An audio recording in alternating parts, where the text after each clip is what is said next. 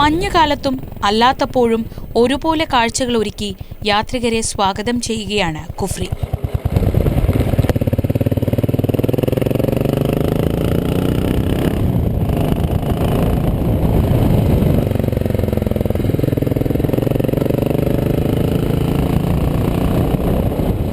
കുഫ്രിയുടെ സമീപത്താണ് താരാദേവി മന്ദിർ.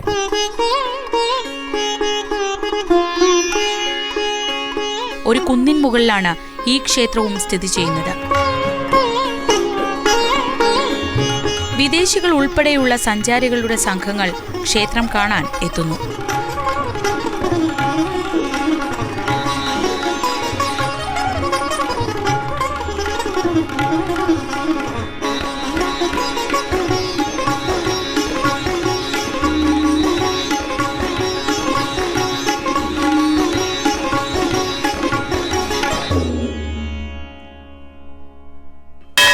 ക്ഷേത്ര കവാടത്തിലെ കൂറ്റൻ മണിമുഴക്കി അകത്തേക്ക്.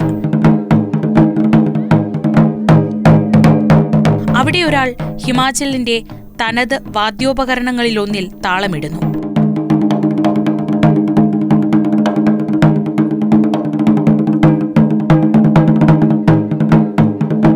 ഏതാണ്ട് 250 വർഷം പഴക്കമുണ്ടെന്ന് കരുതപ്പെടുന്ന ക്ഷേത്രമാണിത്. സെൻ രാജവംശത്തിൽപ്പെട്ട രാജ ഭൂപേന്ദ്ര സെന്നാണ് ആദ്യം ഈ ക്ഷേത്രം നിർമ്മിച്ചതെന്നും ഏതാനും തലമുറകൾക്ക് ശേഷം വന്ന രാജ ബൽബീർ സെന്നാണ് ഇപ്പോഴത്തെ നിലയിൽ ക്ഷേത്രം പുനർനിർമ്മിച്ചതെന്നും കരുതപ്പെടുന്നു. ആദ്യം തടി കൊണ്ടുള്ള വിഗ്രഹമായിരുന്നു ഇവിടെ സ്ഥാപിക്കപ്പെട്ടത്. ക്ഷേത്രത്തിന് സമീപത്തായി നിൽക്കുന്ന വൃക്ഷത്തിൽ ഭക്തർ നിറമുള്ള കുപ്പിവളകൾ പട്ടുതുണിയുമായി ചേർത്ത് കെട്ടിയിട്ടിട്ടുണ്ട്. ഉത്തരേന്ത്യയിലെ പല ദേവീക്ഷേത്രങ്ങളിലും കാണാറുള്ള ഈ വഴിപാട് രീതി താരാദേവി ക്ഷേത്രത്തിലും നമുക്ക് കാണാനാകും. കുന്നിന്റെ നെറുകയിലാണ് ക്ഷേത്രം എന്നത് തന്നെ കാഴ്ചകളിലേക്ക് ആളുകളെ സ്വാഗതം ചെയ്യുന്നു. ക്ഷേത്ര പരിസരത്ത് നിന്നാൽ ചുറ്റിനും കയറിയും ഇറങ്ങിയും പച്ച വിരിച്ച മലനിരകൾ.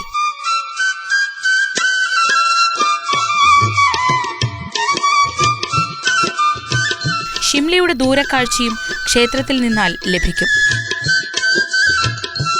പച്ചപ്പുകൾക്കിടയിൽ ഷിംല നഗരം വ്യാപിച്ച് ചിതറിക്കിടക്കുന്നു.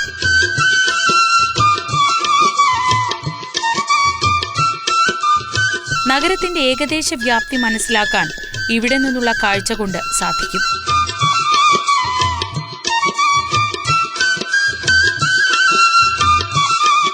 മാതൃഭൂമി യാത്ര മലയിറങ്ങുകയാണ്.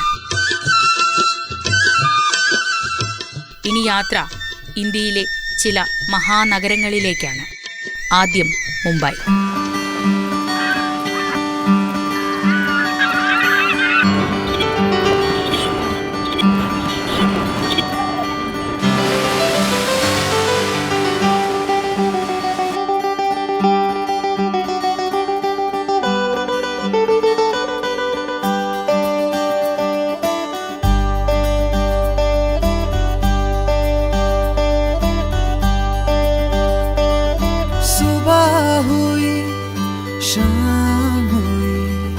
सूरज ढला पंछी घर चले वरना थका वो जो मुंबई का वरना थका वो जो मुंबई का नई सुबह नई मंजिलें चलते रहे फिर भी ये दिल कहता है आमची मुंबई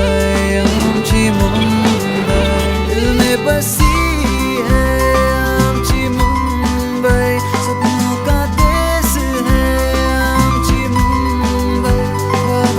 നഗരക്കാഴ്ചകളുടെ സമാനതകളില്ലാത്ത അനുഭവവുമായി മാതൃഭൂമി യാത്ര അടുത്തയാഴ്ച മുതൽ.